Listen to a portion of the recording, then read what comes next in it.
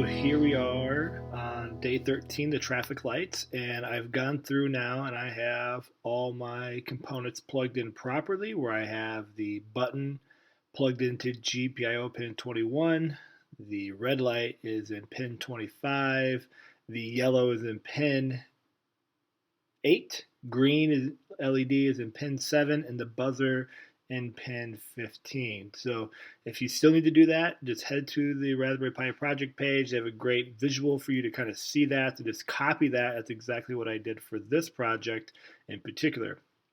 Now we're in the first step here of this particular project here on the traffic lights, where we're just going to dive into Python. Again, just kind of baby stepping our way through this just so it makes sense and you're comfortable with the learning. So what we want to do here is we're going to start off making sure that our button works. But I think that's always like a key piece here. So what we're actually going to be doing here is, just like we've been doing time and time again, we're going to import a library, we're going to just establish a variable, and then we're just going to put a loop block in. So let's go ahead and do that here. So I've got a new program put here. So I'm going to go from GPIO 0. We're going to import button. After that, all right, we're going to establish our button variable. And remember, our button is pin 21. So we're going to go here. I'm going to establish my variable of button is equal to button, and then in parentheses, the GPIO pin that it's connected to. All right, then after we do that, we're then going to write a infinite loop. So while true, okay, we're going to then see it indents for us. We're just going to print a command here, and we're going to print button is pressed when we press the button. So we got our parentheses and our bracket. Button is pressed is what we want it to display. Okay, so now that we have this, and if we were to run this program, we can go ahead and run this code here. Let's see what happens when we do that. So I'm going to go ahead and save this here, and I'm just going to call it diving into Python. All right, and now when we run this, you're going to see, I don't know if you can see that, but down here it's this infinitely running typing button is pressed. So my button must be triggering that, because actually what it should be saying is false. So I need to take a look here.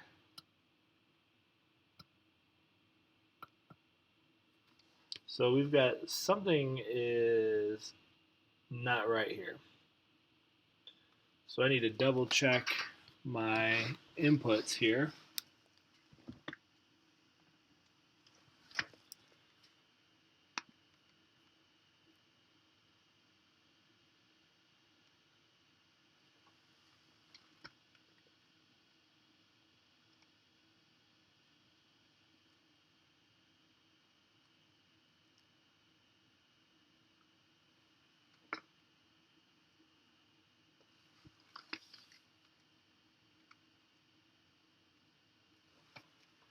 All right, so let me go back and check this out here. Let's stop this.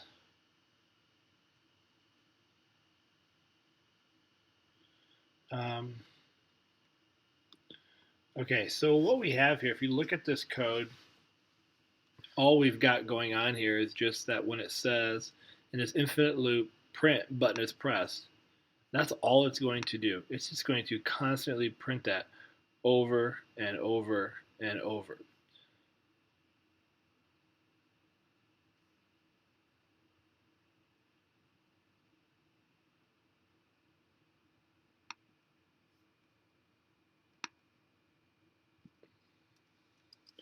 Okay, so what we're going to do here is we're going to type in, after our while true, we're going to type in print. Okay, and in here we're just going to put in our code for when the button is pressed. So if you remember that, we did button period is underscore pressed. Okay, so now when we run this, you should see here that it's just yelling false, false, false, false, false, because it's actually not true, right? We have not pressed the button. That button period is underscore pressed is the function that's going to calibrate our variable to go. So you'll notice here then Actually, you can't even see that here. If I go ahead and press the button now, you're going to see in the bottom of the screen, it should tell us that the button's pressed.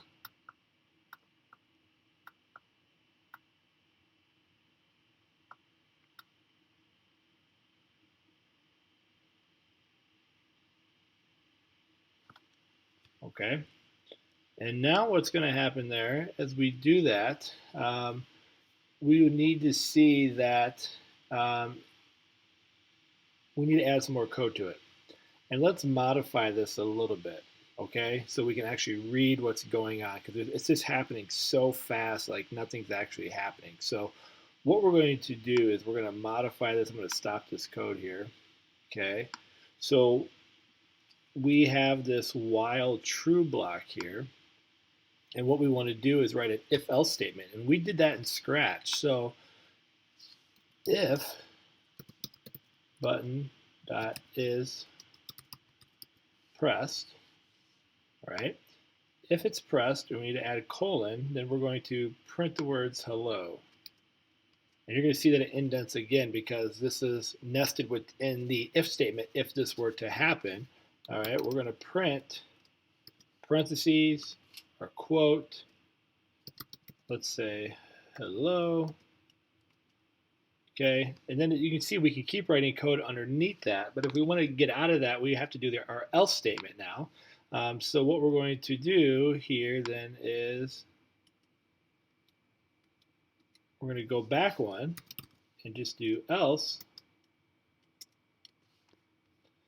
We're going to print goodbye.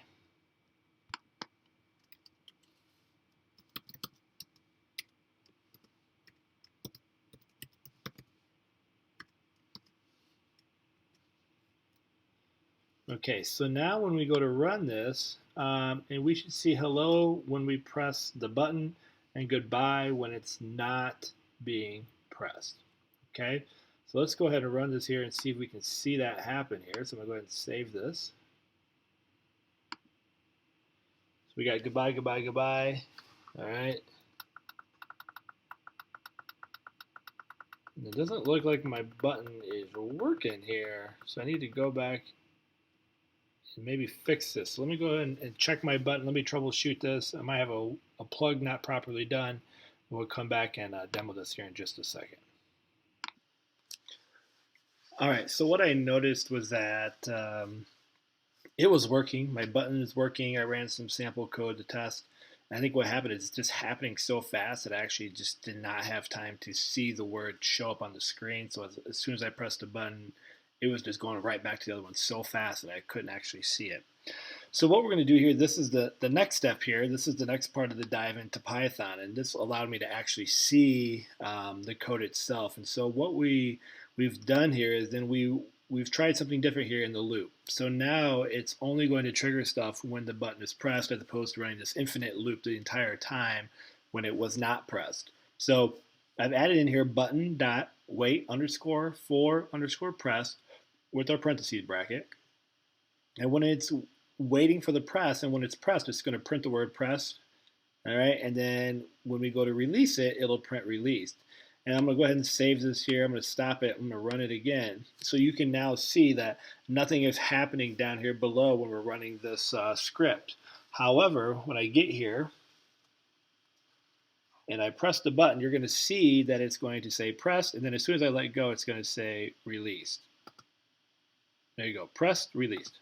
Press, release. If I hold this down, okay, it'll stay there until it's released. So you can see that it's pausing at press. As soon as I let go, then it's going to show release. So this lets us know the button's working. It's also letting you know how fast our Raspberry Pi is functioning and operating. So this is just the first start, just to make sure your button is ready. And if you were like me, you couldn't see the other words show up on your script when you're running it, that's okay. It's just happening so fast, it's really hard to see. But at least make sure this is working here, that when you press, it prints press. When you let go, it prints release. And if you have this part working, you're in good shape. And what we're going to do now in the next video is we're going to take this concept, now we're going to layer in an LED, building towards our traffic light. All right, my friends, as always, stay awesome. Peace.